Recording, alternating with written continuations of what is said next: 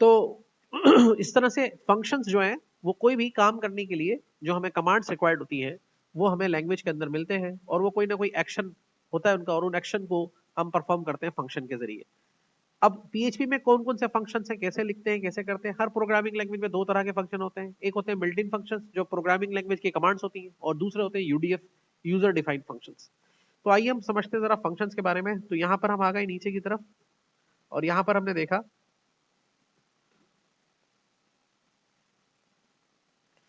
कह रहा है कि भाई यहाँ पर जो है इन PHP functions are block of reusable code that perform specific task. यही जो मैंने बताया आपको, you define a function using function keyword and call it by its name.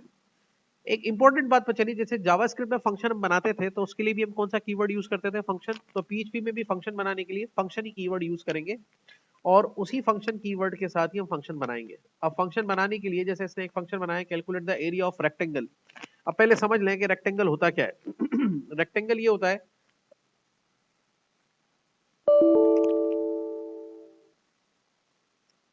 ये जो हम शेप बना रहे हैं ये एक रेक्टेंगल है, सही है। अब रेक्टेंगल में और स्क्वायर में क्या फर्क होता है? स्क्वायर के चारों साइड इक्वल होती है, रेक्टेंगल की दो साइड इक्वल होती है, और दो साइड अलग साइज की होती है जो इक्वल होती है। अलग साइज से मतलब दो साइज छोटी होती है और दो साइड ज्यादा बड़ी होती है। तो ऐसे डिजाइन को हम कहते हैं इक्वल। जितने भी प्लॉट्स जमीन पर वो कैलकुलेट होते हैं वो रेक्टेंगल ही होते हैं, स्क्वायर नहीं होते। तो उनका एरिया निकालने से मतलब यहाँ पे ये होता है, एरिया कैलकुलेट कैसे करेंगे भाई इस रेक्टेंगल का? बहुत आसान है। हम यहाँ पे क्या करते हैं, इसको कंसीडर कर देते हैं, इसको हम कंसीडर कर देते हैं लेंथ, और ये जो इसका आ रहा है इसको हम कंसीडर कर देते हैं विड्थ। ठीक है। तो एरिया निकालने का तरीका क्या है? इक्वल टू लेंथ को मल्टीप्लाई कर देंगे विड्थ से।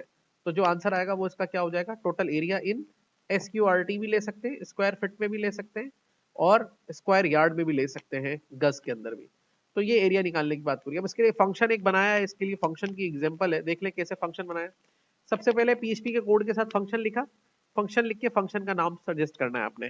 This is called function prototyping या फंक्शन डिक्लेरेशन, कि कैसे फंक्शन को आप डिफाइन कर रहे होते हैं। फंक्शन लिखेंगे, फंक्शन कीवर्ड है, फंक्शन के साथ फंक्शन का नाम लिखेंगे। नाम वही शुड बी मतलब unique name, start with letter, without space. कोई कमांड का नाम नहीं होना चाहिए, एको नहीं होना चाहिए, फंक्शन नहीं होना चाहिए, जो पीएचपी की कमांड पीएचपी नहीं होना चाहिए। उसके अंदर ये उसके दो राउंड ब्रैकेट होंगे, हमेशा अगर फंक्शन के आगे दो राउंड ब्रैकेट जरूर लगेंगे, ठीक है ना? दो राउंड ब्रैकेट्स होंगे, और अगर उनके अंदर बाजुकात खाली भी होते हैं, खाली का मतलब है ये फंक्शन ना तो कोई वैल्यू सेंड करेगा ना रिसीव करेगा, लेकिन अगर उसके अंदर दो वेरिएबल्स आपको मिल जाए तो ये फंक्शन के आर्ग्यूमेंट कहलाते हैं। क्या कहलाते हैं? आर्ग्यूमेंट। ये फंक्शन के दो आर्ग्यूमेंट्स हैं, मतलब फंक्शन दो वैल्यूज का इनपुट लेगा और कुछ ना कुछ आपको रिटर्न करेगा। तो देखिए इसने लेंथ और विड्थ को क्या कर दिया? मल्टीप्लाई कर दिया, और एक एरिया वेरिएबल ले लिया यहाँ पर, उसके अंदर उसका आंसर दे दिया और रिटर्न कर दिया इसने एरिया को। तो ये एक रिटर्न फंक्शन है जो एरिया की वैल्यू रिटर्न कर रहा है। अब इसका प्रैक्टिकल करेंगे। लेट सपोज लेंथ जो थी 10 की थी और विड्थ जो 5 की थी, तो एरिया इसका कैलकुलेट किया इसने, विड्थ को लेंथ से मल्टीप्लाई किया तो एरिया की वैल्यू एरिया में आ गई, और यहाँ पे the area of rectangle is यहाँ पे इसका आउटपुट ले लिया। तो ये आपने सीखा कि किस तरह से हम क्या कर रहे होते हैं, फंक्शन को डिक्लेयर कर रहे होते हैं दो पैरामीटर्स के साथ। अच्छा, यहाँ पे आर्ग्यूमेंट भी कहते हैं इनको, और इनके पैरामीटर्स भी कह रहे होते हैं, पैरामीटर्स। ठीक है, तो हमने एक फंक्शन डिक्लेयर किया दो पैरामीटर्स के साथ, लेंथ और विड्थ के साथ, और फिर उसको कैलकुलेट किया और रिटर्न कर दिया। तो यहाँ पे फंक्शन जो है वैल्यू कैलकुलेट कर रहा है लेंथ और विड्थ की। इस तरह से कोई भी फंक्शन आप इसके अंदर क्रिएट कर सकते हैं। Default argument type and hints क्या है इसके अंदर? You can assign default value to function parameters, making them optional. Type hints ensure that the passed arguments are of the correct data type. अभी कह रहा है कि डिफॉल्ट आर्ग्यूमेंट कैसे सेट करते हैं? तो एक फंक्शन बनाया है ग्रीड ग्रीड यूजर के नाम से। तो define a function with default argument and hints. अब क्या कर रहा है यहाँ पे? एक टाइप बताइए, और यहाँ पे एक वेरिएबल डिक्लेयर किया है एज अ आर्ग्यूमेंट नेम के नाम से, और उसको डिफॉल्ट वैल्यू सेट कर दी है गेस्ट। डिफॉल्ट वैल्यू ही सेट कर दी गेस्ट। अब यहां पर देखिए अगर आर्ग्यूमेंट डिक्लेयर किया था तो कोई उसकी वैल्यू डिक्लेयर नहीं की थी, ठीक है। लेकिन यहां पर आप देखेंगे तो यहां पर इसने पहले ही उसके अंदर एक वैल्यू को स्टोर कर दिया है, ये इसकी डिफॉल्ट वैल्यू हो गई इस फंक्शन की। उसके बाद क्या किया? एक और वेरिएबल लिया, इंट, इंटीजर नंबर स्टोर करेगा, एज, और उसकी डिफॉल्ट वैल्यू क्या सेट कर दी है? 18, और आगे लगा दिया इसने कॉलन, ठीक है। और फिर इसने स्ट्रिंग लिख के यहां से ब्रैकेट को स्टार्ट किया। अब ये स्ट्रिंग यहाँ पे लिख दिया है, इसमें स्ट्रिंग भी लिखना लाजमी है, और यहाँ पे क्या? Return hello dollar name you are your age, you are age तकरीबन जो इसकी एज है वो उसके आगे इसने एक मैसेज के तौर पे लगा दिया। अब इस फंक्शन को कैसे कॉल करेंगे, कॉल कैसे करें, calling the function echo green sorry greet user function, और उसको एक वैल्यू दी है एलाइस और 25। ठीक है, output hello Alice your age 25 output, इसका आउटपुट ये आएगा। और न्यू लाइन करके ग्रीट यूजर डायरेक्टली लिखेंगे तो उस पर लिखा आएगा hello guest you are 18 years old. मतलब ये इसको इस तरह इसने डिफाइन किया है कि अगर खाली फंक्शन को कॉल करेंगे, अगर उसको कोई आर्गुमेंट पास नहीं करेंगे, तो वो वही डिफॉल्ट वैल्यू दिखा देगा जो उसकी होगी। इस सूरत में इसने इसको स्ट्रिंग लिख के यहाँ पे डिक्लेयर किया है, तो अभी देख लेते हैं। Default argument if no value is provided $name और $age को function use the default value guest and 18 type hints string the string and integer string and integer type hints ensure that correct data type is passed to the function. The colon string after the parameter specifies the return type. बात समझ में नहीं आई होगी, मैं अभी explain कर देता हूं। देखिए यहां पर फंक्शन में वेरिएबल डायरेक्टली डिफाइन किए गए थे, जो पैरामीटर्स थे उनको कोई वैल्यू नहीं दी गई थी।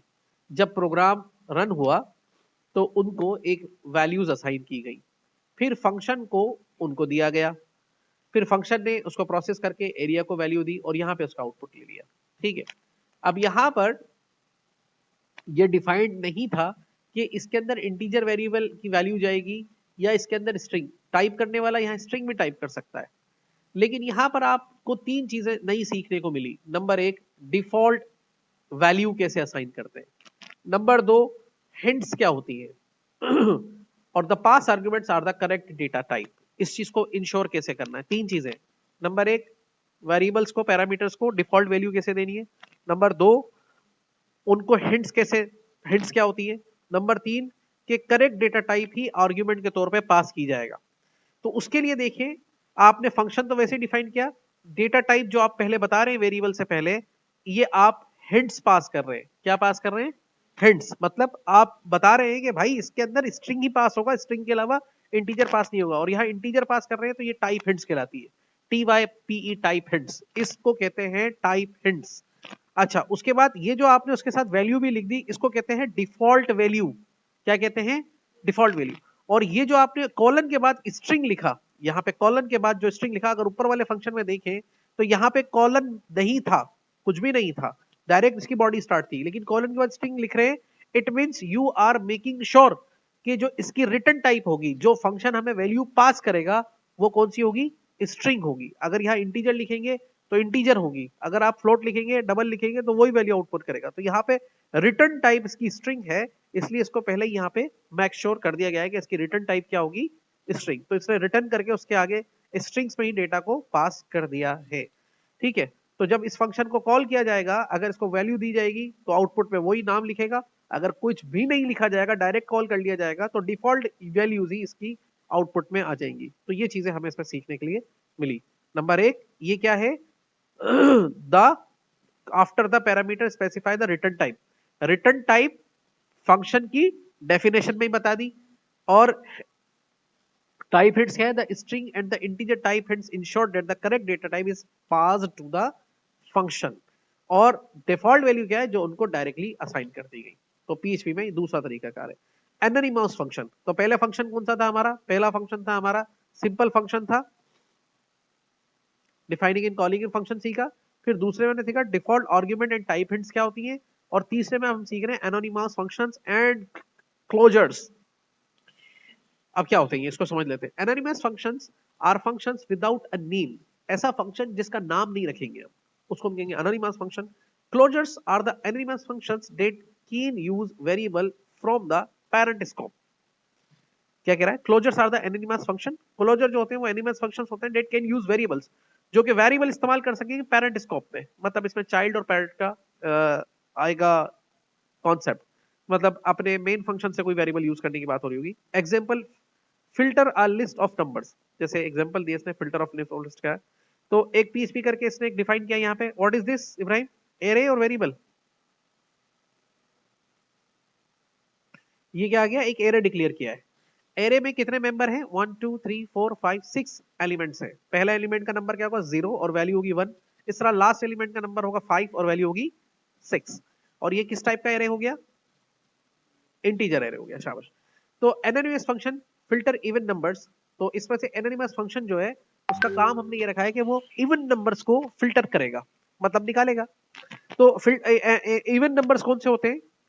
ऐसे नंबर जो 2 से डिवाइडेबल होंगे, 2 4 6 8 10 ये होंगे इवन नंबर्स, और 1 3 5 7 जो होंगे वो होंगे ऑड नंबर्स। तो वो इवन नंबर्स को निकालेगा, ये फंक्शन का काम है।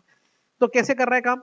इवन नंबर्स ये यहाँ पे डिक्लेयर किया है, और असाइनमेंट लगा के एनोनिमस फंक्शन कैसे इवन नंबर्स को निकालेगा कि यहाँ पे लिखा हमने even numbers array underscore filter, ये हमने रखा फंक्शन का नाम। नंबर्स ये लिखा हमने एरे का नाम, कॉमा फंक्शन, ठीक है, और फंक्शन लिख के इसके अंदर एक हमने वेरिएबल डिक्लेयर किया नम का, फंक्शन के दोनों राउंड्स के अंदर ये पैरामीटर्स के तौर पे, और फंक्शन को स्टार्ट किया यहां से, और रिटर्न में लिखा परसेंट जो काम ये करेगा, परसेंट नम, सॉरी डॉलर नम वेरिएबल का नाम है, डिवाइडेड बाय 2, और इक्वल जिसका आंसर हो 0, ट्रिपल इक्वल मतलब इक्वल टू आंसर आए इसका किसके? 0, आंसर नहीं रिमाइंडर। तो जिसका रिमाइंडर 0 आए उस वैल्यू को क्या करेगा ये? रिटर्न करेगा, और जिसका नहीं आएगा उसको रिटर्न नहीं करेगा। तो ये फंक्शन एनोनिमस फंक्शन कहलाता है। मतलब फंक्शन से पहले एक वेरिएबल डिक्लेयर किया गया, फंक्शन का नाम रखा गया, और फंक्शन के कितने आर्गुमेंट दिए गए? पहला आर्गुमेंट जो एरे का था, दूसरा आर्गुमेंट में फंक्शन लिखा गया, नाम नहीं असाइन किया गया क्योंकि नाम नहीं होता इस फंक्शन का, और तीसरे में हमने क्या कर दिया, यहाँ पे एक पैरामीटर पास किया। वो पैरामीटर क्या करेगा? एक एक वैल्यू को चेक करेगा, जो चेक करके डिवाइड करेगा और रिटर्न करता जाएगा इवन नंबर्स के लिए।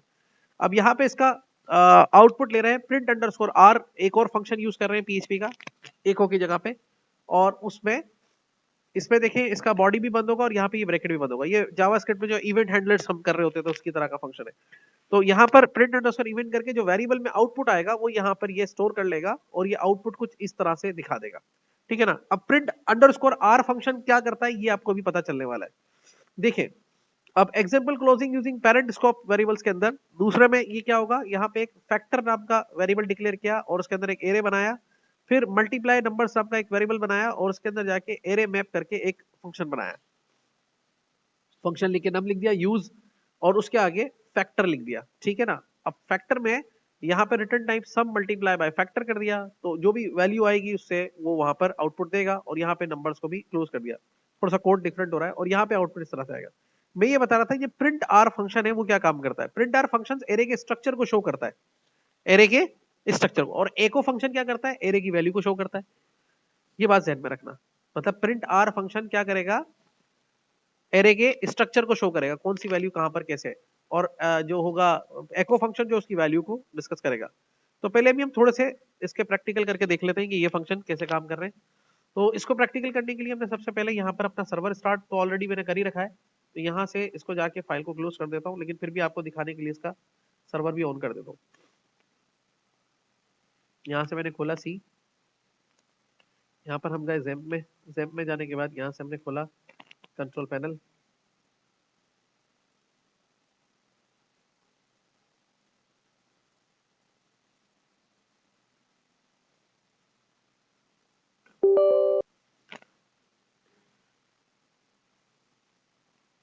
तो ये देखें, इसको भी स्टार्ट कर लेते हैं अपने वेब सर्वर को, अपाचे को, और यहाँ से एसक्यूएल डेटाबेस को भी स्टार्ट कर लेते हैं।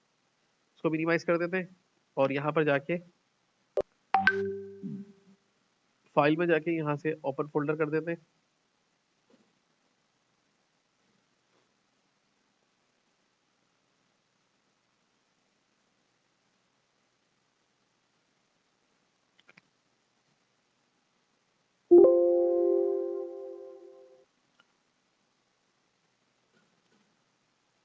फायरवॉल नाम का हमने अपना फोल्डर बना रखा है, इसको यहाँ पर डिफाइन कर देते हैं। यहाँ से न्यू फाइल ले लेते हैं, सेव कर देते हैं। सेव करके इसका नाम रख रहे हैं फंक्शन डॉट पीएचपी। शिफ्ट पर दबा के इसको रिलीज कर देते हैं। यहाँ पे एचटीएमएल का कोड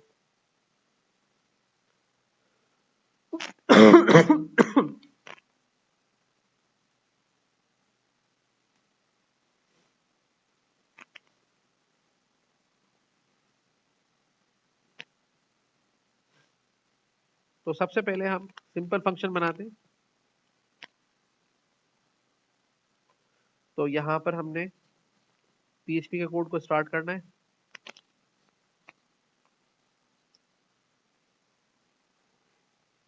अब इसको ब्राउजर पे खोल के देख लेते हैं। Local host slash slash firewall slash functions dot php।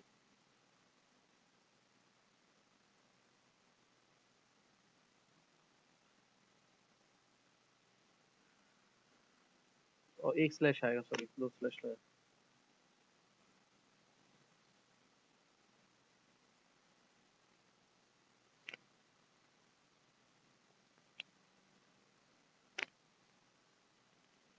हो गया, ठीक है। तो यहाँ पर अब जाके हम लिख रहे हैं फंक्शन का कोड, फंक्शन डिक्लेयर कर रहे हैं। तो फंक्शन वही ले लेते हैं, एरिया के नाम का एक फंक्शन ले लिया हमने, एरिया, और उसके आगे 2 आर्ग्यूमेंट पास कर देंगे। तो बॉडी ले ली हमने यहाँ पे। तो एक हमने वेरिएबल ले लिया विड्थ का, और दूसरा पैरामीटर ले लिया हमने हाइट का, ठीक है। और यहाँ पे जाके अब हमने बताना है कि ये फंक्शन क्या करेगा। तो हमने एक और अंदर वेरिएबल ले लिया एरिया के नाम से, और एरिया को डायरेक्टली असाइन कर दिया dollar width into dollar height नहीं, सॉरी लेंथ ले लेते हैं, सही प्रॉपर्टी जो है, ठीक है। तो ये हमने इसको पास कर दिया, और यहाँ पर रिटर्न कर दिया हमने डॉलर एरिया। ये हमारा फंक्शन बन गया।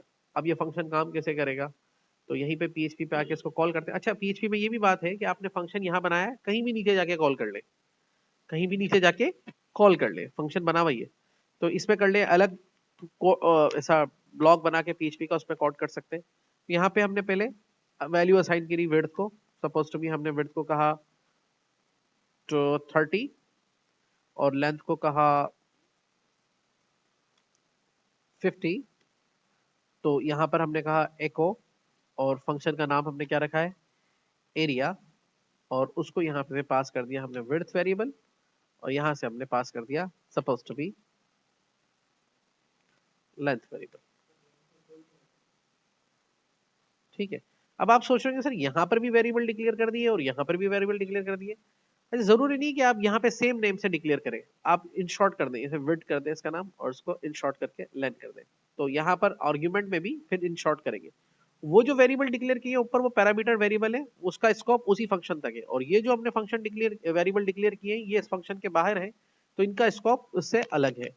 तो यहाँ पर आके इसको एको कर दिया, सेमीकोलन लगाया, और यहाँ पे देखते हैं इसका आउटपुट क्या आ रहा है। तो यहाँ पे वार्निंग है अनडिफाइंड वेरिएबल एरिया। तो एरिया के नाम का वेरिएबल हमने फंक्शन का नाम गलत कर दिया, ठीक है। तो अब सही हो गया नाम, और यहाँ पे रिफ्रेश करते हैं।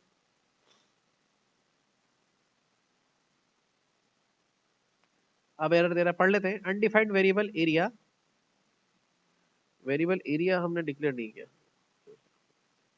ठीक है। तो ये हो गया सेट। तो आंसर क्या आ गया, 1000 फेराड। तो यहाँ पे हम लिख लेते हैं echo the area of rectangle width dollar width equal, और एंड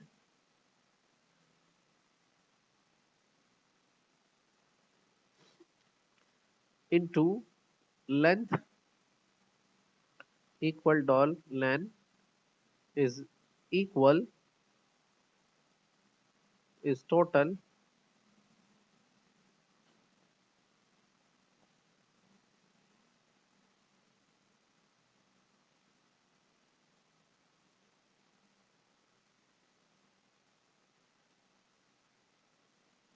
ठीक है।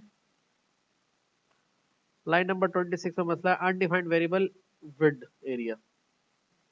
विड एरिया वेरिएबल का डिफाइन कर दिया, ये रहा। अच्छा, वो उसके साथ आ गया।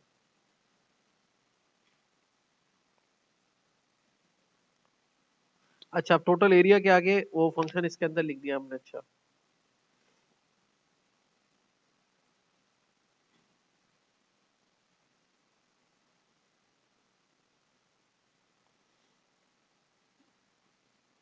ठीक है।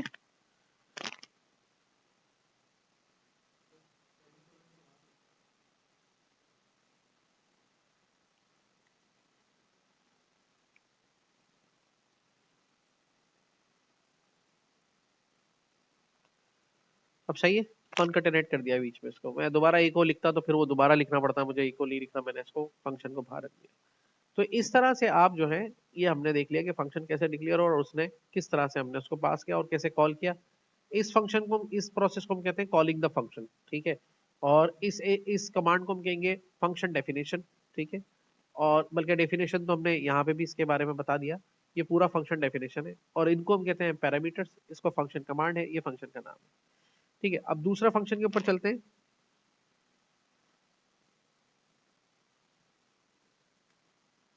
और उसमें था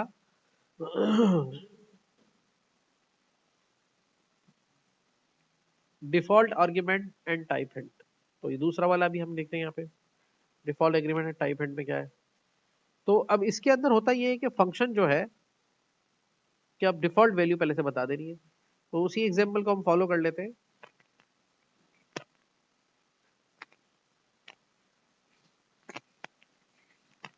तो सबसे पहले हम यहाँ लिखेंगे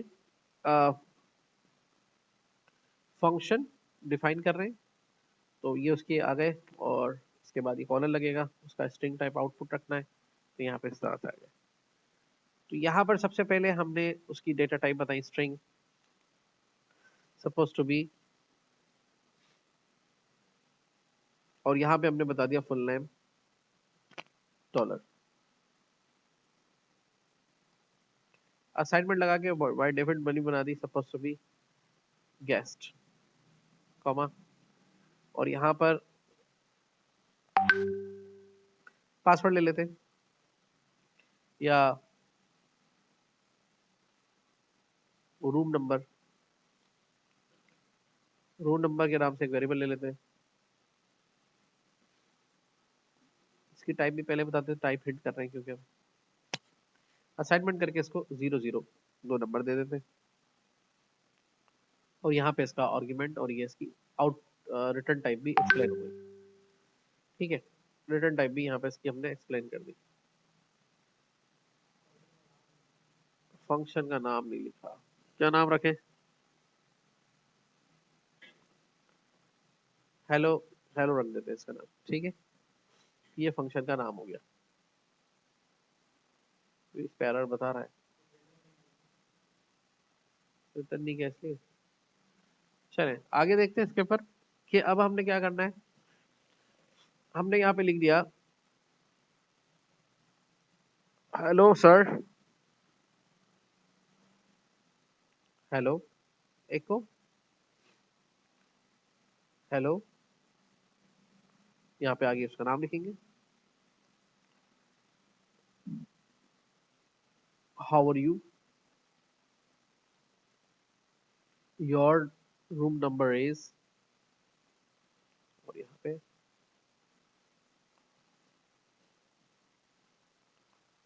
ठीक है, बाय बाय, ठीक है। ये आउटपुट हमने इसका डिसाइड कर दिया, बल्कि इसको आउटपुट क्या रिटर्न कर देंगे इसको।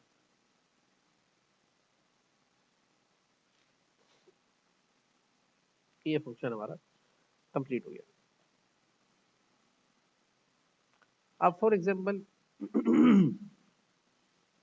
इस फंक्शन को कॉल करते हैं, और हमने यहाँ पे लिखा हेलो।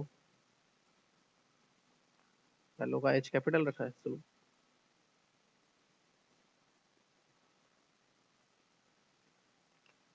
हेलो, और उसको पास करते हैं यहाँ पे suppose to be mister Rashid 445 number आएगा। ये फंक्शन हमने कॉल कर लिया, ठीक है। और उसको डायरेक्ट एको भी कर देते हैं, पहले इसको एको भी कर देते हैं।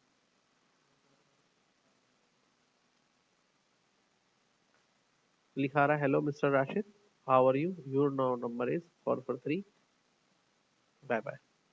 सही। अब इसी फंक्शन को बगैर किसी आर्ग्यूमेंट के पास करना है।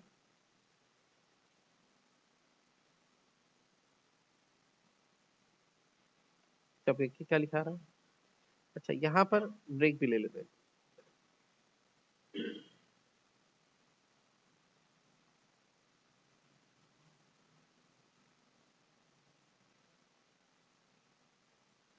Hello guest, how are you, your number is 0। ठीक है, तो डिफॉल्ट वैल्यू में भी आ रहा है और वैसे भी काम कर रहा है। अब हम जिसका भी नाम डालेंगे ये उसी का वो मैसेज लिख देगा।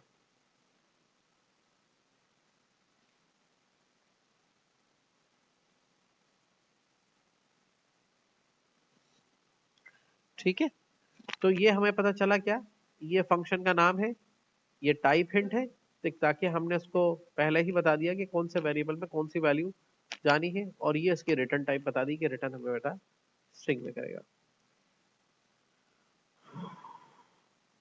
अब तीसरे पर आ जाते हैं, anonymous function and closures. Anonymous functions में फंक्शन का नाम नहीं होता। तो कह रहा है कि anonymous functions are functions without a name.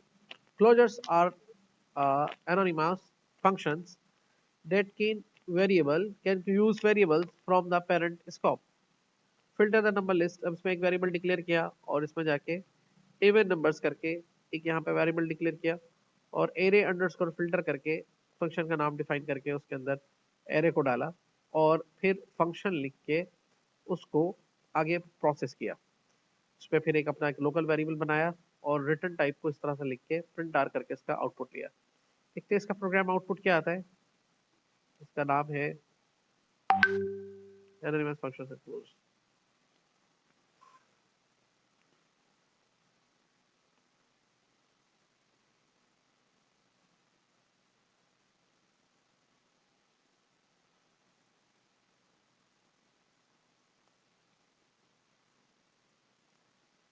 तो यहाँ पर देखते हैं इसका आउटपुट क्या आ रहा है। Parts error expected semicolon.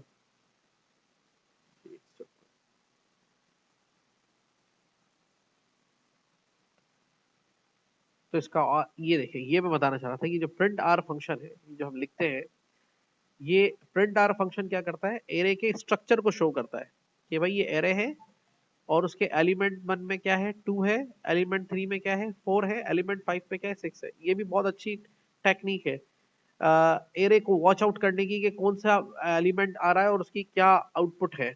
और अगर हम यहाँ पे इसको इस तरह लिख लें तो इसको लिख के अगर सेम फंक्शंस को अगर हम एको कमांड से देखेंगे, ECHO एको, तो आप देखेंगे कि ये आपको अच्छा कह रहा है अरे to string conversion in CZAM functions online 66 है।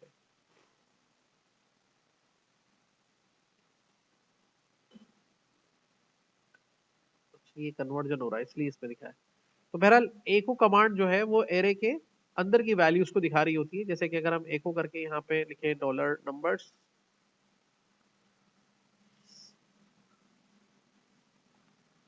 और यहाँ पे जाके इसको रिफ्रेश करें तो भी वो इसका आउटपुट नहीं ले पा रहा।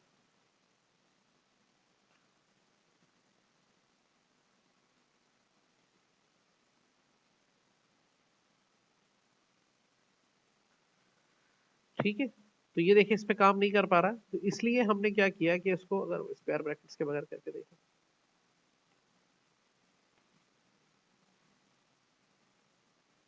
स्टिल एरर वहीं पर ही अटका हुआ है।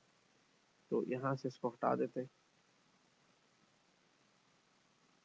तो ये सेट हो गया।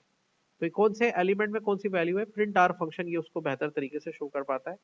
तो इस फंक्शन को भी हम फर्दर एक्सप्लोर करेंगे कि किस तरह से हम एरे के स्ट्रक्चर के साथ हम उसके डेटा को देख रहे होते हैं और किस तरीके से हम एरे को जो है डायरेक्टली देख रहे होते हैं। एनोनिमस फंक्शन जो होते हैं वो बेसिकली विदाउट नेम क्लोजर्स के साथ काम कर रहे होते हैं, वैल्यूज को पुट कर रहे होते हैं मुख्तलिफ तरीके से। लिटिल बिट थोड़े से मुश्किल लगते हैं आम तरीके से फंक्शन डिफाइन करने में। आपकी अगर थोड़ी प्रोग्रामिंग स्किल्स बेहतर हो जाती है, ये एक लोकल वेरिएबल डिक्लेयर किया है, फिर आर एरे अंडरस्कोर फिल्टर बनाया है एक फंक्शन, उसके अंदर जो है एक आर्गुमेंट पास किया है एरे नंबर्स का और एक फंक्शन बना के उसके अंदर हम वैल्यू ले लेंगे सारे इस पैरामीटर में नंबर्स पे। नंबर्स के अंदर सारा डेटा आ जाएगा, उसको %2 करके डिवाइडेड बाय कर देंगे 0 और फिर रिटर्न टाइप में जो भी आंसर आएगा डिवाइडेड बाय में वो इसका दिखा देगा। तो इस तरह से ये एनोनिमस फंक्शन हमारे काम कर रहे होते हैं क्लोजर्स में। ठीक है, तो इसको यही रखते हैं, बाकी रह जाएगा इसमें अगला फंक्शन जो है क्लोजर्स यूजिंग पेरेंट और एरो फंक्शन।